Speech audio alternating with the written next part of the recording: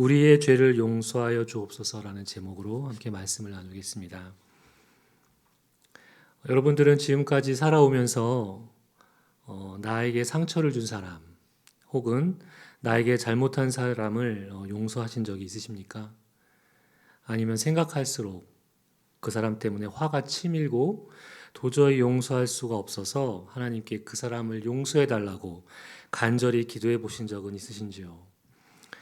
지금 이 질문은 내가 다른 누군가에 의해 마음의 상처나 육체적 그리고 물질적 손해를 입은 상황에서 생각해 볼 수 있는 그런 질문입니다. 즉, 내가 누군가로부터 상처와 피해를 입은 피해자가 되었을 때 우리가 떠올릴 수 있는 질문들이라고 할 수 있습니다. 이와 반대로 우리가 다른 누군가에게 상처를 주고 그를 괴롭게 한 가해자의 입장이 되어서 우리 자신을 돌아보게 된다면 어떨까요? 아마 이런 질문을 던질 수 있을 것입니다. 나는 다른 사람에게 저지른 죄와 잘못에 대해 하나님께 용서해 달라고 간절히 회개해 본 적이 있는가? 또는 나는 내가 상처를 입히고 잘못을 저지른 사람에게 진심 어린 사과와 보상을 함으로써 그로부터 용서를 받은 적이 있었는가? 우리는 가해자의 입장이 되어 이런 질문을 해볼 수 있을 것입니다. 우리는 살아가면서 피해자가 되기도 하고 가해자가 되기도 합니다. 우리가 의도하든 의도하지 않든 원하든 원하지 않든 간에 말입니다. 저 자신도 설교를 준비하면서 사실 오늘 이 기도말을 준비하는데 너무 많은 어려움이 있었습니다. 피해자로서 혹은 가해자로서의 저를 돌아보며 이 질문들에 대해서 스스로 답해보고자 했지만 답하는 게 결코 쉽지가 않았습니다. 제게 상처를 주고 잘못한 사람을 쉽게 용서할 수가 없었고 그를 위한 용서의 기도보다 시편에서의 시인들이 자신의 감정을 하나님께 가감없이 토로하고 상처를 준 사람을 하나님의 매섭고 거친 손에 올려드린 그 기도를 구실 삼아서 오히려 용서의 기도보다 그들의 처단과 심판을 촉구하는 기도를 더 많이 했던 저를 보게 됩니다. 또한 내가 저지른 잘못에 대해 상대방으로부터 용서를 받아야 하는 상황에서는 제가 인정하기 싫고 굽히기 힘든 강한 자존심으로 버티고 있는 저의 모습을 보기도 했습니다. 그래서 오늘 설교가 더 힘들게 느껴지기도 합니다. 이런 내가 감히 단지 목사라는 이유로 용서에 대해 설교할 수 있는가? 그럼에도 제가 이야기할 수 있는 이유가 있다면 오늘 우리가 살펴볼 기도말이 알려주는 것 같아 한편으로는 마음이 놓이는 부분도 있습니다. 그것은 우리에게는 용서할 능력이 없다는 사실입니다. 우리가 하나님과 이웃에게 지은 잘못은 물론 우리에게 잘못을 입힌 자들을 용서할 수 있도록 우리가 기도할 수밖에 없는 자라는 것을 주님께서는 아시고 그런 우리를 기도의 자리로 먼저 초대하시는 것은 아닐까 생각해 보았습니다. 감히 제가 용서에 대해 말할 수 있는 자격은 없지만 그런 우리 자신에 대하여 하나님께 기도할 수는 있습니다. 기도를 통해 우리의 생각과 의지와 마음 중심을 바꿔가시는 하나님이시기 때문에 우리는 하나님께 그런 우리 자신 있는 그대로를 기도할 수 있습니다. 지난주에 우리는 주기도문 후반부에 나오는 우리에 관한 세 가지의 청원 중 첫 번째 청원, 우리에게 일용할 양식을 주옵소서를 살펴보았습니다. 이어서 오늘은 또 우리가 우리 자신을 위해 무엇을 기도해야 하는지 그 두 번째 청원으로 주님께서 알려주시는 우리가 우리에게 잘못한 사람을 용서하여 준 것 같이 우리의 죄를 용서하여 주옵소서라는 기도말을 함께 살펴보겠습니다. 첫 번째로 저는 우리가 우리에게 잘못한 사람을 용서하여 준 것 같이라는 말씀을 여러분들과 함께 보고자 합니다. 저는 개인적으로 이 기도말을 묵상하면서 마음에 걸리는 것이 있었습니다. 그것은 내가 나에게 잘못한 사람을 용서하지도 않았는데 어떻게 하나님께 나의 죄를 용서해 달라고 기도할 수 있지? 하며 이 말씀 앞에서 주저하는 제 자신을 발견하게 되었습니다. 하나님으로부터 나의 죄를 용서받기 위해 내가 용서하지 못한 사람, 즉 나에게 잘못한 사람을 먼저 용서한 후에 하나님께 이 기도를 드려야 한다는 생각은 기도를 더 이상 앞으로 나가게 하지 못했습니다. 내게 잘못한 사람을 그렇게 말처럼 쉽게 용서한다? 앞에서 말씀드렸듯이 결코 쉬운 일이 아니라는 걸 잘 알고 있기 때문입니다. 그런데 직설적으로 이 얘기는 제가 아직 용서하고 싶지 않다라는 마음이 제게 있기 때문이라는 생각도 해보았습니다. 또 이 말은 사랑하지 않겠다. 나에게 해를 입힌 사람을 내가 사랑하지 않겠다라는 그런 뜻이기도 합니다. 그래서 이 기도말의 앞부분 우리가 우리에게 잘못한 사람을 용서하여 준 것 같이 라는 말은 도전적인 말로 다가옵니다. 현실에는 그렇지 못한데 마치 내가 그 사람을 이미 용서했다는 것을 이 기도말은 전제하듯이 말하고 있으니 예수님께서는 우리가 당연히 그렇게 할 거라고 믿고 계시는 건가? 우리를 향한 강한 신뢰를 예수님은 보여주고 계시는 건가? 이런 생각을 하게 됩니다. 아니면 히브리서 말씀처럼 믿음은 바라는 것의 실상이요 보이지 않는 것의 증거라는 말씀대로 아직 용서의 마음은 없지만 믿음으로 그것을 선취하라는 뜻일까? 저는 이 두 가지를 우리 각자의 믿음의 분량대로 받아들여도 무방하다고 개인적으로는 생각합니다. 그런데 한번 잘 생각해 볼까요? 주기도문은 믿지 않는 사람들이 아닌 하나님의 자녀들, 즉 예수 그리스도를 믿는 믿음으로 하나님께 죄사함을 받은 그리스도인들에게 주님께서 알려주신 기도인 것을 우리는 기억해야 합니다. 우리가 하나님께 우리의 죄를 용서해달라고 기도하기 위해서는 우리가 먼저 우리에게 잘못한 사람을 용서해야만 한다는, 마치 우리의 용서함이 선행되어야 한다는 그 조건으로 주어진 것처럼 이 기도말은 우리에게 보이고 그렇게 읽힙니다. 또한 내가 나에게 잘못을 범한 누군가를 용서해 주었다는 식의 자기 의를 내세우면서 하나님으로부터의 용서를 마치 나의 의로움으로 이끌어냈다는 착각을 또 하게 합니다. 그러나 잘 생각해 보면 우리는 이미 하나님의 은혜와 용서를 입은 주님의 자녀들입니다. 예수 그리스도를 통해서 하나님께 죄사함을 받았습니다. 우리가 누군가의 잘못을 용서했기 때문에 우리가 하나님께 용서를 받는다는 생각, 그리고 타인을 향한 너그러운 용서의 마음이 있었기에 나를 향한 하나님의 용서가 가능해질 수 있다는 그런 자만 가득한 생각이 얼마나 어리석고 잘못된 것임을 우리는 알 수 있습니다. 우리는 먼저 아무 우리의 공로와 노력 없이 하나님으로부터 용서함을 먼저 받은 자들입니다. 그렇다면 우리에게 잘못한 사람을 용서한 것 같이 이 기도말에 담긴 주님의 마음은 무엇일까요? 우리가 하나님의 은혜, 즉 죄 용서를 받은 자라는 것을 상기시키는 동시에 죄 용서받은 자로서 우리가 마땅히 이웃에 대해서도 용서하는 자로 살아갈 것을 다짐하라고 우리에게 기도로서 알려주고 계신다라는 생각을 저는 하게 되었습니다. 앞서 말씀드렸듯이 하나님의 은혜와 구원을 입은 자들임에도 우리가 가지고 있는 사랑, 그 용서의 힘은 미약하거나 없습니다.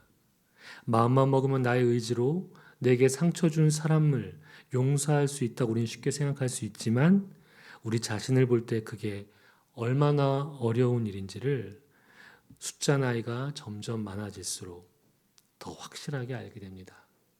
어릴 때야 용서하고 다음날 친하게 지낼 수 있지만 나이를 1살, 2살 먹어갈수록 안 보면 그만이지. 내가 왜 손해보게, 내가 먼저 왜 사과를 하고 용서를 구해야 돼?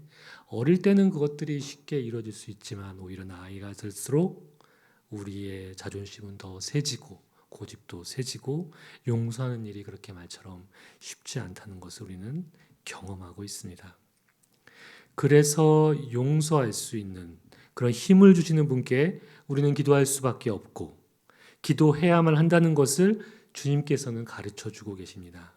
그래서 이 기도말은 우리로 하여금 우리가 하나님께로부터 먼저 받은 그 은혜를 늘 바라보게 하고 상기하도록 해줍니다. 하나님이 내게 베풀어 주신 그 죄사함의 은혜에 비해서 내가 타인을 향해 용서하지 못하고 굽히지 못하는 자존심은 얼마나 작고 부질없는 것인가. 하나님이 나를 구원해 주시고 새 생명으로 인도하신 그것에 비하면 내가 남을 향해 나에게 해를 입힌 사람을 향해 그를 용서하지 못한 마음은 얼마나 하찮은 것인지를 마태복음 18장 23절 이하에 예수님께서 들려주시는 예화로 우리는 알 수 있습니다. 제가 잠깐 그 얘기를 요약해서 말씀드릴게요. 왕 앞에 10,000달란트를 빚진 종이 끌려왔습니다.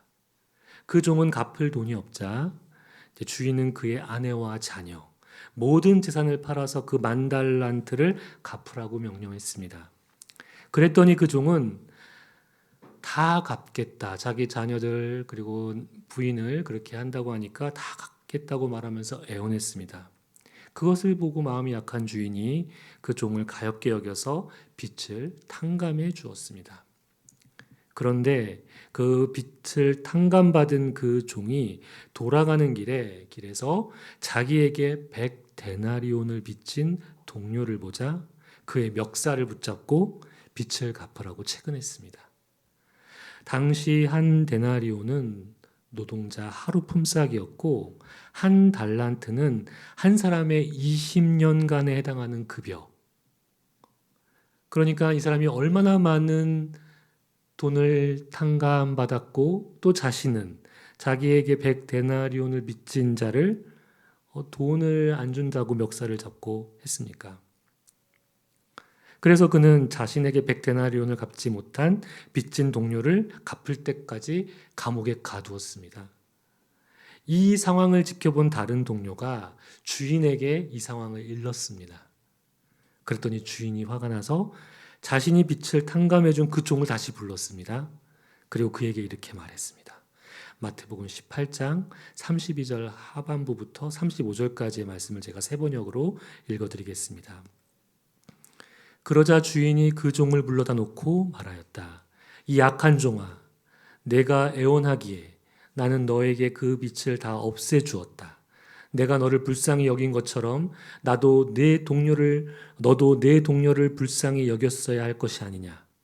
주인이 노하여 그를 형무소 관리에게 넘겨주고 빚진 것을 다 갚을 때까지 가두어 두게 하였다.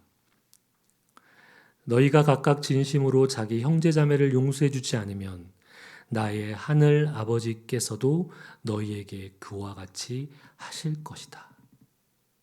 주님께서 이 얘기를 하시고 하신 말씀이 마지막 절에 있습니다. 너희가 각각 진심으로 자기 형제자매를 용서해 주지 않으면 나의 하늘 아버지께서도 너희에게 그와 같이 하실 것이다. 우리가 용서해야 하는 사람, 그런데 우리 힘으로 도저히 용서할 수 없는 사람을 우리가 어떻게 용서할 수 있을까요? 정말 어렵습니다. 그것은 죄 많은 우리를 용서하신 주님의 사랑과 은혜를 기억하고 우리가 그 용서의 삶을 살 수 있게 달라고 기도해야 가능하다고 저는 생각을 합니다. 우리가 남을 용서하지 않는 것은 우리를 향한 하나님의 죄사함과 구원을 헛되게 하는 것입니다. 그리고 우리가 하나님과 아무 상관이 없는 그분의 자녀가 아니라는 것을 스스로 증명하는 셈이 되어버립니다. 겉으로는 용서하고 말고의 문제이지만 지금 여러분들에게 말씀드린 것처럼 우리가 용서하지 않으면 하나님과 우리는 아무 상관이 없고 주님께 받은 우리의 용서, 죄사함은 아무것도 아닌 게 돼버리는. 그래서 우리에게 잘못한 사람을 용서하여 준 것 같이 라는 이 기도말은 우리에게 하나님으로부터의 조건을 우리에게 주는 것이 아니라 우리가 그런 삶을 살겠다는 다짐의 고백과 함께 먼저 하나님으로부터 죄 사함을 받은 은혜를 기억하는 일로 우리가 그런 것들을 기억하고 힘들어도 기도함으로 그 자리까지 나가야 됨을 우리에게 알려주는 것입니다. 두 번째로 그 후반부에 있는 기도말, 우리의 죄를 용서하여 주옵소서라는 기도말을 한번 또 살펴보겠습니다. 주기도문을 드릴 때 이 기도말을 우리가 대하게 될 때마다 여러분들은 어떤 마음이 올라오십니까? 저는 이런 마음이 듭니다. 언제까지 죄 용서에 대한 기도를 해야만 하지? 기독교는 맨날 죄 용서하다만 끝나는 종교인가? 이미 죄 용서받고 구원을 얻었는데 무슨 죄를 또 용서해달라고 해야 하는가? 너무 죄책감만 갖게 하는 종교 아닌가? 저도 이런 질문들이 떠올랐습니다. 네. 여기에 대한 우리의 오해가 있다면 그 오해를 풀고 이 기도말에 담긴 주님의 마음을 한번 우리가 경청해 보고자 합니다. 저는 먼저 이 질문을 던져봅니다. 구원을 받았지만 우리는 과연 죄 용서함을 받고 다시 죄를 짓지 않으면서 살고 있습니까? 새 사람이 되었다고 하는데 죄를 짓고 있는 내 모습은 과연 새 사람에 합당한 그런 모습입니까? 한번 여러분 스스로에게 물어보십시오. 우리가 다음 시간에 살펴보겠지만 우리의 삶의 현실에는 하나님의 임재와 은혜가 있기도 하지만 우리를 넘어뜨리는 시험과 악의 유혹도 함께 도사리고 있습니다. 구원받는 우리는 이 같은 세상에서 우리의 잘못된 의지와 선택 혹은 시험과 악의 유혹에 넘어져 하나님께서 기뻐하지 않으시는 마음을 품기도 하고 그것을 악한 행실로 드러내 죄를 저지르기도 합니다. 우리가 구원받은 신자임에도 말입니다. 우리가 계속 그런 죄의 상태에 머물러 살아간다면 우리는 구원받은 그리스도인이라 할지라도 죄의 방식에 길들여서 이 땅을 살아갈 것입니다. 그에게 이 땅에 임한 하나님 나라, 주님의 다스림은 그에게는 없고 그분과의 친밀한 동행과 인도함은 예수님으로부터의 인도함은 없고 더 죄를 가까이 하는 삶만이 그에게 있을 뿐입니다. 주님의 자녀로서의 삶이 그에게는 점점 사라지는 것이죠. 말씀드린 대로 구원받은 신자도 우리의 일상과 현실에서는 얼마든지 이런 죄를 범하면서 죄와 더 가까이 살아갈 수 있습니다. 우리가 예수 그리스도를 통해서 죄 사함을 받고 구원을 얻은 것은 아담의 후손으로 사망을 향해 달려가던 우리가 그리스도인의 자녀가 되어서 새 생명의 삶으로 옮겨진 것입니다. 이것은 죄인에서 의인으로 신분의 변화가 이루어진 것이라 할 수 있습니다. 잘 보십시오. 신분의 변화가 이루어졌다고 그의 삶의 내용이 한 번에 변할까요? 그렇지 않습니다. 신분만 변했을 뿐입니다. 그 신분 변화에 합당한 삶의 내용이 이젠 뒤따라야 합니다. 그것을 이루어가는 과정을 우리가 하나님의 거룩과 예수 그리스도를 닮아가는 과정이라고 해서 sanctification, 성화라고 말합니다. 그래서 바울은 빌립보서 2장 12절에 구원을 이렇게 얘기하고 있습니다. 제가 세 번역으로 읽어드리겠습니다. 그러므로 사랑하는 여러분이 언제나 순종한 것처럼 내가 함께 있을 때뿐만 아니라 지금과 같이 내가 없을 때에도 더욱더 순종하여서 두렵고 떨리는 마음으로 자기의 구원을 이루어 나가십시오. 바울이 너희의 구원을 이루라고 한 말은 과연 어떤 의미입니까? 구원을 한 번 받고 끝나야 되는 문제 맞습니다. 하지만 그건 신분의 변화가 그렇다는 것이지 우리의 삶이 그렇다는 것은 결코 아닙니다. 예수 그리스도를 믿는 믿음으로 얻은 구원이 불완전하고 미완성적이어서 구원을 이루라고 바울이 얘기한 걸까요? 그렇지 않습니다. 바울은 구원받은 자라면 그의 마음이 어떠해야 하는지 그리고 그 마음을 품고 어떤 삶의 모습으로 세상에 드러나면서 살아야 하는지 삶으로 나타나는 구원에 대해 말하고 있는 것입니다.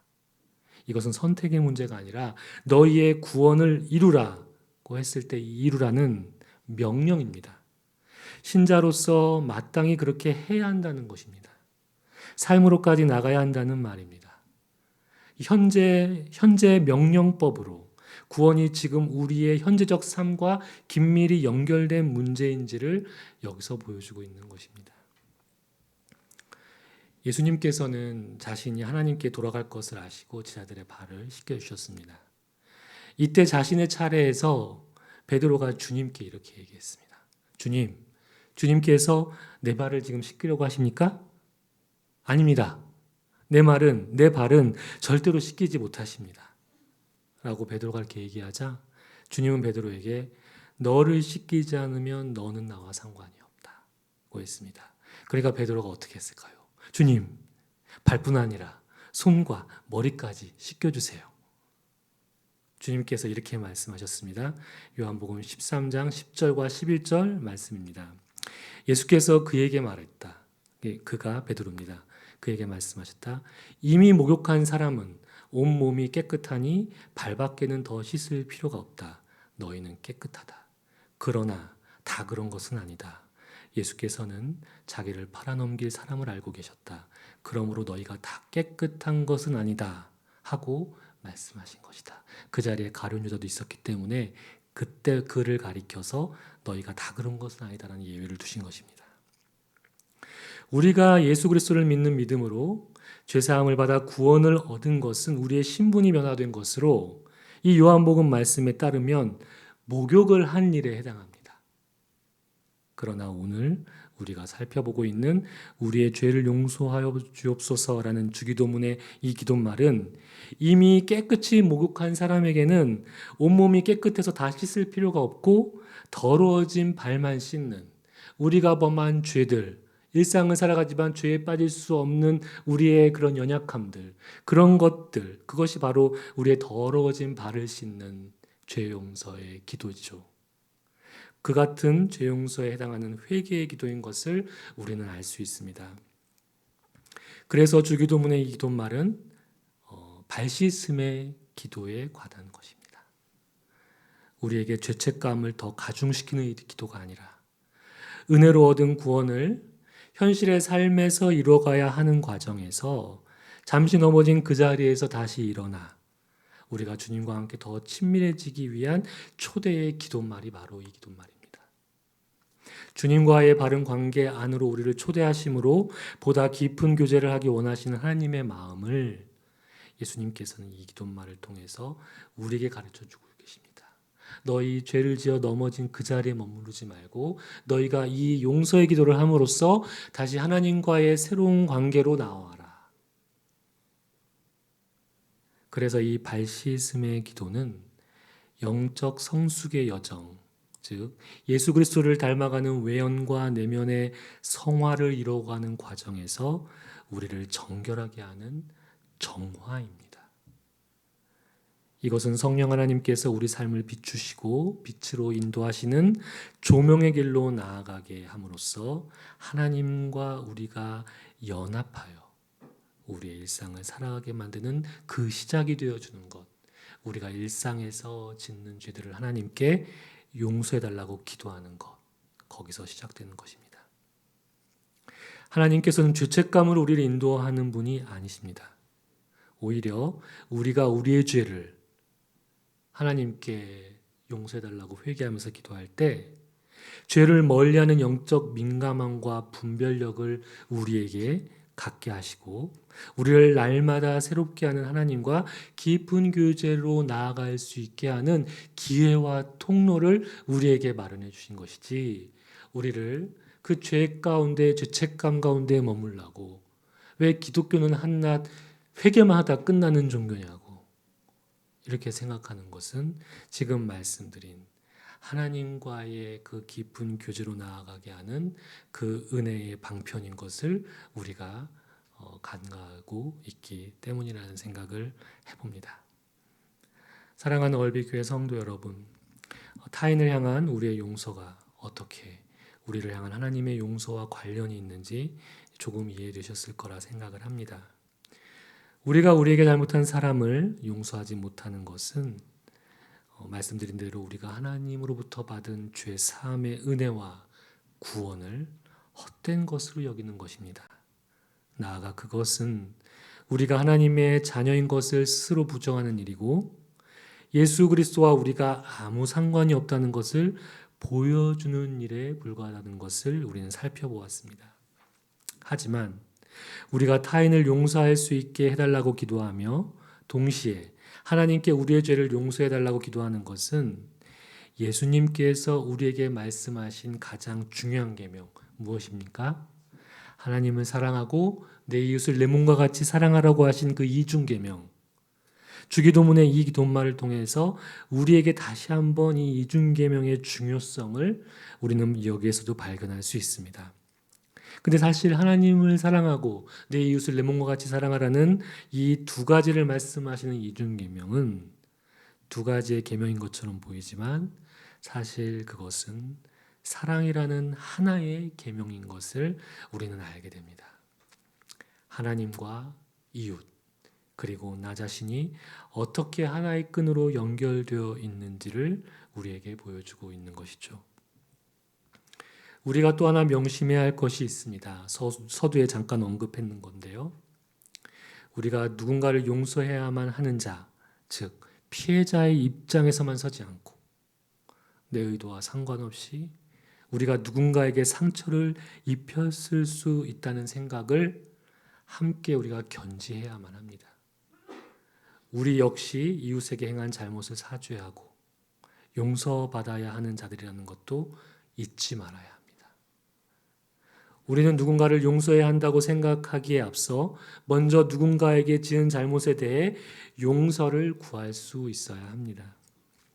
그래서 참회와 용서가 우리를 자유롭게 하는 영혼의 양식이 되어야 할 것입니다. 주님께서는 오늘 용서라는 영혼의 양식을 우리에게 먹여주십니다. 이 시간 내게 다가온 하나님의 마음에 머물러 주의 얼굴빛을 바라보며 침묵으로 기도합니다.